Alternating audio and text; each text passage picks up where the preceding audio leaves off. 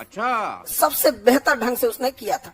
अब उनके personal life से हमको मतलब नहीं कि परिवार में कैसे रहते हैं, 6 गो पत्नी है कि 5 गो पत्नी है। एक राजा का काम जो होता है, उस काम के हिसाब से देखिएगा, उसने रेगिस्तान को, दुबई को आज कहाँ से कहाँ लेके चला गया। आज दुबई देख रहे हैं कहाँ से कहाँ चला गया दुबई। तो यूएई अभी बहुत डेवलप हो गया। और यूएई का क्या करना पता है? हमारे यहाँ टैक्स जो लिया जाता है अजीब ढंग से लिया जाता है। अभी कुछ हद तक निर्मला जी ने काम किया है, और मैं ये जो मजा है उस पे हिंदुस्तान के हर व्यक्ति को देना चाहता और दिल्ली इलेक्शन में बड़ा हेल्प कर दिया उन लोग को कि अगर आपकी सैलरी 12 लाख रुपए है, कितनी है?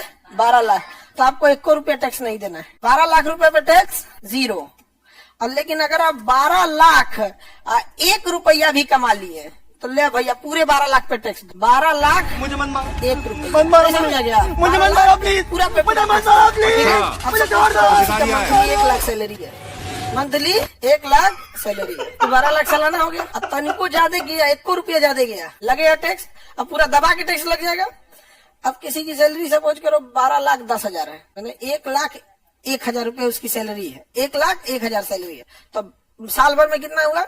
12 लाख 11 हजार, 12 लाख 11 हजार, 12 लाख 12 हजार, 12 लाख 12, और 12 हजार का उसको क्या करना पड़ेगा? पूरा टैक्स देना पड़ेगा, पूरा का पूरा टैक्स देना। एक आदमी हमसे कहेंगे सर एक काम कीजिएगा, हम कहते हैं बताइए बताइए, क्यों नहीं?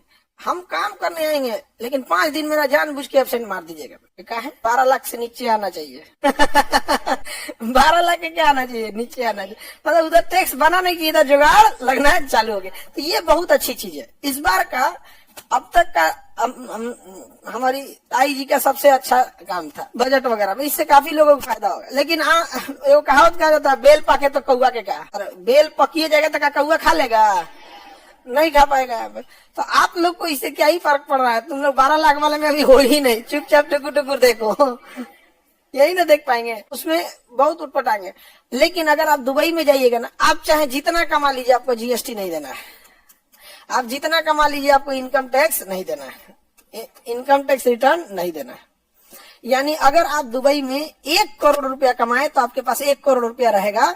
इंडिया में आप 1 करोड़ रुपया कमाए, इंडिया में हम कहते हैं 1 करोड़ कमाए तो बिना सैलरी दिए, बिना सैलरी दिए, बिना अपने बिजनेस जिस पे कर रहे हैं उसका रेंट दिए, बिना मेंटेनेंस और बिना एक्सपेंस, ये 3 चीज होता है। मेंटेनेंस पर डे का होता है, जैसे हम लोग ऑर्गेनाइजेशन चलाते हैं, पर डे 25-30 हजार मेंटेनेंस में चल जाता है।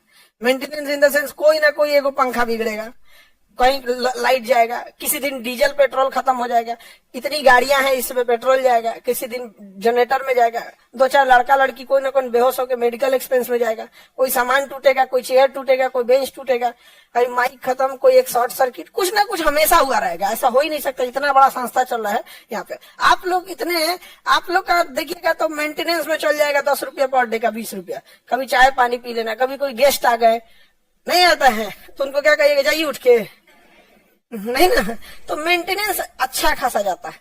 तो इंडिया में अगर कोई संस्था है, अगर वो 1 करोड़ रुपया कमा रही है तो उसका मेंटेनेंस अभी हम नहीं गिन रहे हैं, एक्सपेंस जो होता है रियल खर्चा वो हम नहीं गिन रहे हैं, ना ही बिजली बिल, ना ही रेंट, ना ही एम्प्लॉय की सैलरी, ये हम गिन ही नहीं रहे हैं।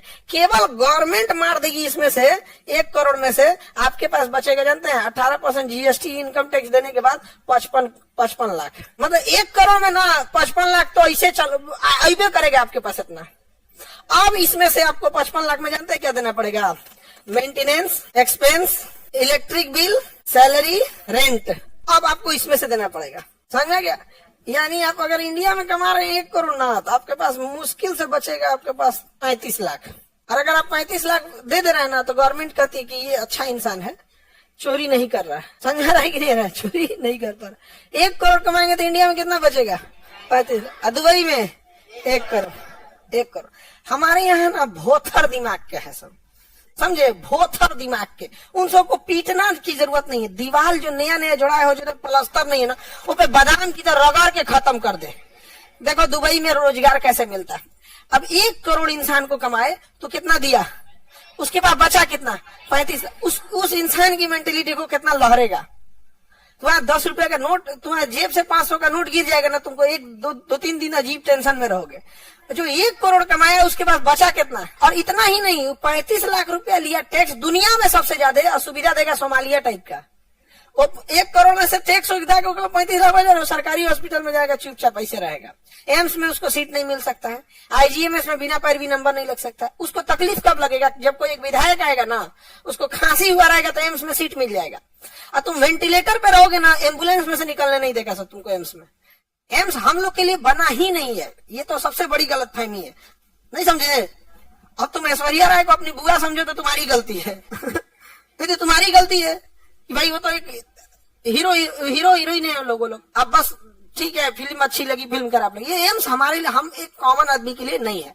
खराब यही लगता है इस देश में यार, उसने टैक्स कुछ भी नहीं दिया और उसको सुविधा दे दी। इवन इतना नहीं, तुम वेंटिलेटर पे रहो, ऐसा लगता है ना, मतलब मरने वाले हो या कुछ भी, तुम्हें नहीं देखेगा। एक विधायक जी फोन कर देंगे, हमारे आदमी है, इसको एक बेड दे दीजिए। आप बिलीव नहीं कीजिएगा, बड़े हॉस्पिटल में एक वार्ड होता है फिक्स कि ये सरकार के लोगों के लिए है, ये विपक्ष के लोगों के लिए है, ये DM SP सरकारी कर्मचारियों के लिए, मतलब पावरफुल लोगों के लिए। तुम चला आया मरने के लिए, यहाँ पे सीट नहीं है। तुम्हें विश्वास नहीं, तुम पटना एम्स में दिखा लो। ले लिया था कहाँ पे, प्राइवेट में ले गए लोग, नहीं देगा वो, ICU में लेके चल जाइए वहां से। ये अब अपने हम मंत्री नहीं है जी, क्या प्रॉब्लम कहाँ है। ब्रेन में चोट लगा, एक्सीडेंट हो गया, ट्यूमर तो नहीं बना है, ऑपरेशन हुआ कि नहीं। अच्छा तो अब न्यूरो फिजिशियन की जरूरत है, तो बैठ जाइए, अब 1-2 देखते हैं कोई न्यूरो फिजिशियन ठीक ठाक हो तो डॉक्टर में। अच्छा मेडिकल में भी जानते हैं एक चीज, हम लोग को भी, मेरी पर्सनल समस्या समझो, अगर हम बताते हैं, सपोज कीजिए कि उसको ठीक हो गया तो ठीक है, नहीं होता तो फिर आप कहता कैसे डॉक्टर बता दिए सर।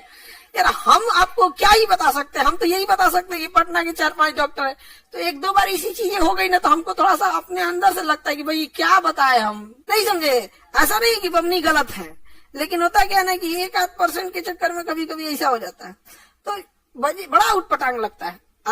अब तुमको दुबई पे बताते हैं, ये तो यहाँ हो गया। अब तुम्हें क्या लग रहा है, ये इंसान मेंटल ट्रोमा में गया, क्योंकि 1 करोड़ कमाया, 35 लाख बचा। अब ये कहाँ चल जाएगा, मेंटल ट्रोमा में। यार कि हम कमा किसके लिए रहे हैं, सरकार के लिए।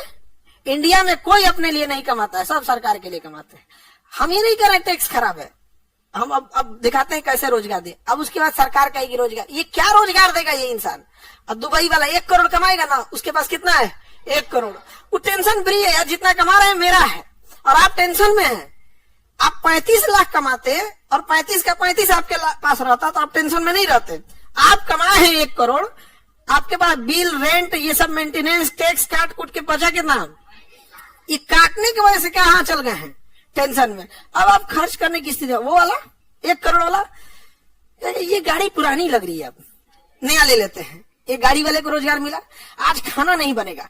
एक रेस्टोरेंट है, पहाड़ पे है,